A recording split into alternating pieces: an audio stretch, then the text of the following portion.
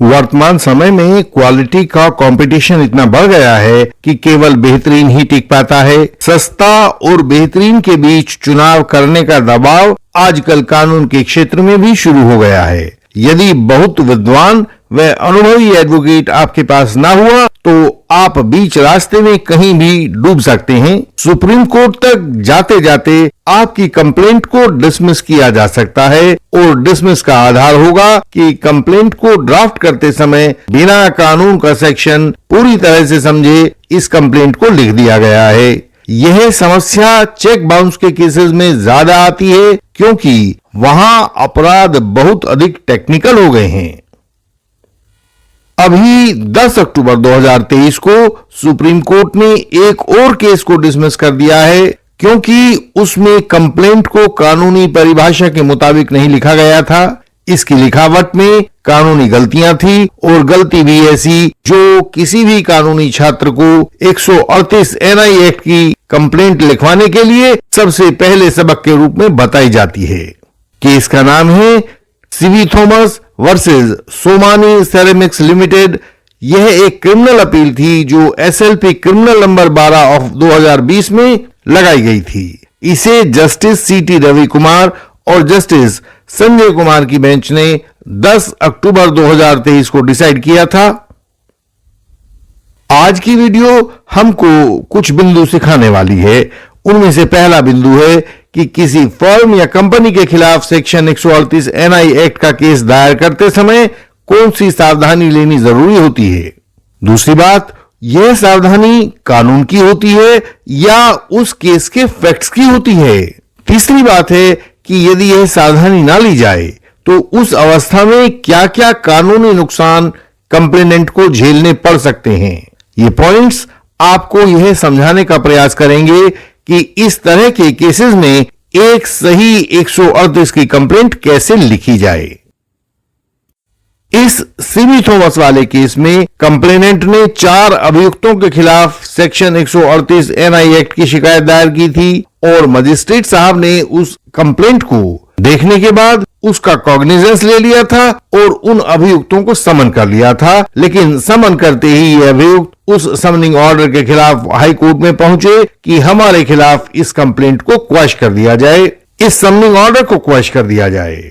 इसमें अभियुक्तों ने 2 कानूनी ग्राउंड्स लिए थे। पहला ग्राउंड था कि वे इस चेक के दिए जाने से पहले ही कंपनी को छोड़ चुके थे और दूसरा ग्राउंड था कि इस वर्तमान कंप्लेंट के लिखे जाने में भारी कानूनी गलती की गई थी और कानूनी प्रावधानों का ध्यान नहीं रखा गया था। कानूनी ग्राउंड्स के आधार पर यह केस डिसमिस कर दिया जाना चाहिए। हाई कोर्ट ने आरोपियों यानी अभियुक्तों को सुनने के बाद यह कहा कि कंपनी को छोड़ा जाना या कंप्लेंट में कानूनी खामी का होना यह एविडेंस पर आधारित बात है, इसलिए इसका सही निर्णय तो ट्रायल के दौरान ही हो सकता है। इस हालात में यही मुनासिब है कि दोनों पक्षों को पहले ट्रायल में जाना चाहिए और वहां एविडेंस के आधार पर ये दोनों बातें जो अभियुक्तों ने रखी हैं उनको तय किया जाना चाहिए। यह कहते हुए हाई कोर्ट ने उस सेक्शन 482 CRPC की आरोपियों की याचिका को खारिज कर दिया। हमारी हर सहायता मेंबर्स के लिए ही उपलब्ध होती है। मेंबर्स बनते ही हम आपके PDF दस्तावेजों को पढ़कर आपके केस की दशा और आगे की दिशा आपको लिखकर बता देते हैं। क्वैशिंग, डिस्चार्ज और एक्विटल जो भी आपके केस में संभावना बनती है वह संभावना भी आप तक हम पहुंचा देते हैं। जीतने के लिए भविष्य में क्या क्या करना जरूरी है यह भी बताते हैं और यह आपको सब कुछ मुफ्त बताया जाता है। मेंबर्स बने और अपने केस को जानें, उसका भविष्य और उसका समाधान जानें, झूठे आरोपों से बचने और अपनी जीत की आवश्यकताओं को जानें।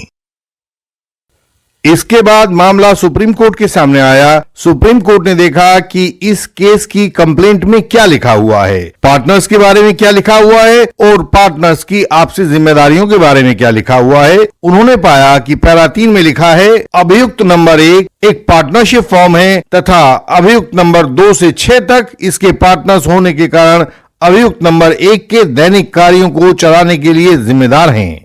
उसके बाद पैरा नंबर 4 में लिखा गया है अभियुक्त नंबर 1 कंपनी अपने उपरोक्त पार्टनर्स अभियुक्त नंबर 2 से अभियुक्त नंबर 6 तक के माध्यम से सैनिटरी का सामान उधारी पर खरीदने के लिए पहुंची।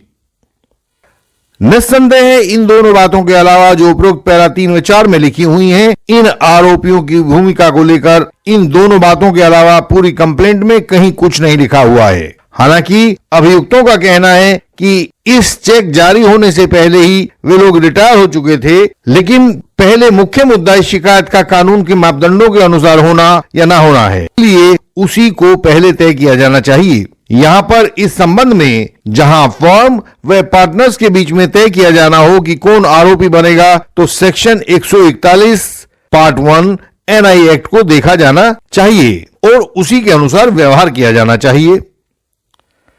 आप सामने स्क्रीन पर सेक्शन 141 एनआई एक्ट को देख पा रहे होंगे। इसके सब सेक्शन 1 में बताया गया है कि फर्म के लिए या एक दूसरे के लिए पार्टनर्स की वाइकेरियस लायबिलिटी कैसे बनती है। वाइकेरियस लायबिलिटी का मतलब होता है जब गलती एक की हो और सजा दूसरे को मिलती हो। तो यहां चेक कंपनी का फेल होता है लेकिन सजा पार्टनर्स को मिलती है। चेक उस पार्टनर के दस्तखत से होता है जिसने उसके ऊपर साइन किए थे, लेकिन सजा 141(1) एनआई एक्ट के अनुसार अन्य पार्टनर्स को मिल जाती है। यह वाइकेरियस लायबिलिटी है। चेक बाउंस के मामलों में एक पार्टनर के किए काम के लिए दूसरे पार्टनर जिम्मेदार होते हैं और यह जिम्मेदारी इसी सेक्शन 141 पार्ट 1 एनआई एक्ट के अंतर्गत पैदा होती है। यहां सुप्रीम कोर्ट ने अपने एक दूसरे लेकिन बिल्कुल ताजा case Ashok Shewakramani versus state of Andhra Pradesh का हवाला दिया। सामने आप देख रहे होंगे। इस अशोक शेवकरमानी वाले केस की वीडियो हमारे चैनल पर उपलब्ध है, जिसका लिंक आप डिस्क्रिप्शन में लिखा हुआ देख सकते हैं और आपको यह वीडियो दोबारा से देख लेनी चाहिए ताकि कानून की प्रॉपर अंडरस्टैंडिंग आपके पास आ जाए। सुप्रीम कोर्ट ने इस अशोक शेवकरमानी वाले केस का पैरा 19 उद्धृत किया और उस पैरा 19 में लिखा है, सेक्शन 141 एनआई एक्ट इस सामान्य नियम का अपवाद है कि सजा के लिए वाइकेरियस लायबिलिटी का सिद्धांत लागू नहीं किया जा सकता है। यह वाइकेरियस लायबिलिटी तभी लागू होगी यदि इस सेक्शन 141(1) एनआई एक्ट में लिखी हुई शर्तें पूरी होती हों। जिस भी व्यक्ति के ऊपर सेक्शन 141 पार्ट 1 एनआई एक्ट की वाइकेरियस लायबिलिटी का फंदा डाला जा रहा है, उसके संबंध में दो बातें पूरी होनी चाहिए और ये दोनों ही बातें कानून की मांग है। यदि ये दोनों बातें पूरी नहीं हो रही हैं, तो वह व्यक्ति या वह पार्टनर चेक बाउंस का दोषी नहीं होगा। सेक्शन 141 पार्ट 1 एनआई एक्ट के लिए जरूरी पहली बात है वह व्यक्ति उस समय पर, कब, जब यह सेक्शन 138 एनआई एक्ट वाला अपराध हुआ हो, वह चेक काटा गया हो, उस समय वह इंचार्ज ऑफ द कंपनी हो तथा कंपनी के बिजनेस को संभालने के लिए जिम्मेदार भी हो। यानी कि he was in charge of and was responsible to the company for the conduct of the business of the company. यदि इन दो बातों में से कोई एक भी बात पूरी नहीं हो, तो वह जो व्यक्ति है, वह जो पार्टनर है जिसे आप वाइकेरियसली लायबल करना चाहते हैं, सेक्शन 138 एनआई एक्ट के अंतर्गत दोषी नहीं ठहराया जा सकता है। एक अन्य जरूरी बात यह है कि सेक्शन 138 एनआई एक्ट के अपराध के विषय में कोई पुलिस इन्वेस्टिगेशन तो होती नहीं है, इसलिए अपराध पूरा होने संबंधी बातों को कंप्लेंट में लिखा जाना आवश्यक होगा। उन्हीं के आधार पर अपराध की संरचना होगी। यदि ये सारी बातें कंप्लेंट में नहीं लिखी जाएंगी तो वह कंप्लेंट में निहित दोष होगा और इससे भी आरोपी सेक्शन 138 नेगोशिएबल इंस्ट्रूमेंट एक्ट के केस में बरी हो जाएंगे। यदि कंप्लेंट के पूरे कानूनी अवयवों को एक साथ नहीं लिखा गया होगा तो इसका अर्थ यह होगा कि यह कंप्लेंट कानूनी रूप से डिफेक्टिव है और अपराध का निर्माण करने में अक्षम है। इंडियन लीगल सिस्टम आपकी कंप्लेंट्स को जांचकर यही देखकर बताता है कि इसमें सभी कानूनी अवयव पूरी तरह से लिखे गए हैं या नहीं लिखे गए हैं। यदि नहीं लिखे गए हैं तो कौन कौन सा नहीं लिखा गया है और उसको दोबारा से लिखा जाए। वर्तमान सीबी थॉमस वाले केस की कंप्लेंट में लिखे गए उपरोक्त पैरा 3 व 4 में सेक्शन 141 पार्ट 1 एनआई एक्ट के दोनों अवयव नहीं लिखे हुए हैं। उसमें यह नहीं लिखा है कि the partners were in charge of and were responsible to the company for the conduct of the business of the company. इसलिए यह एक डिफेक्टिव कंप्लेंट है। यह आरोपियों के ऊपर अपराध का निर्माण करने में अक्षम है। अतः ऐसे में इन आरोपियों के खिलाफ इस कंप्लेंट को क्वैश किया जाना कानून सम्मत है और सुप्रीम कोर्ट ने कहा कि इस आधार पर हम इस कंप्लेंट को क्वैश भी कर रहे हैं। इसके अंतर्गत कोई चार्ज नहीं लगाया जा सकता है।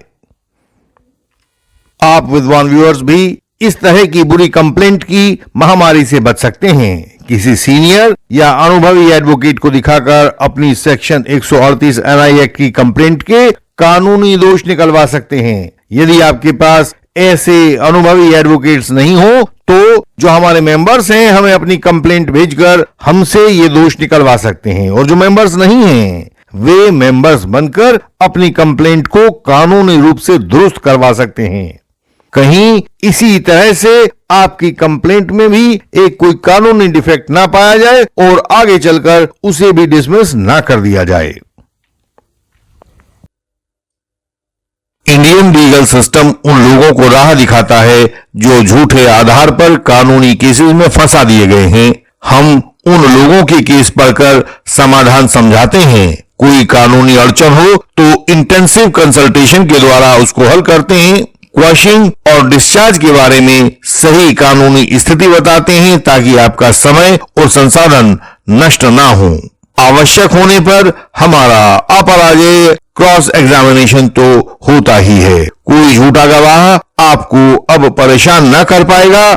केवल क्रॉस के द्वारा ही ट्रायल जीता जा सकता है। जो क्रॉस ठीक से नहीं कर पाते हैं वे ट्रायल में हार जाते हैं और अपीलों में वर्षों तक चक्कर लगाते हैं। आप इस कानूनी प्रक्रिया के शिकंजे में ना फंसें। हमारी वेबसाइट है indianlegalsystem.org।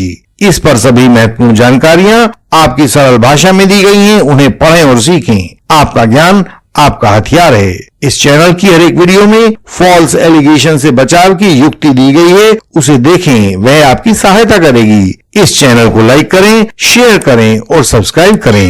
बेल आइकन को प्रेस करें ताकि कोई नई वीडियो आपसे छूट न जाए। हम आपसे अगले वीडियो में फिर मिलेंगे। तब तक के लिए प्रणाम।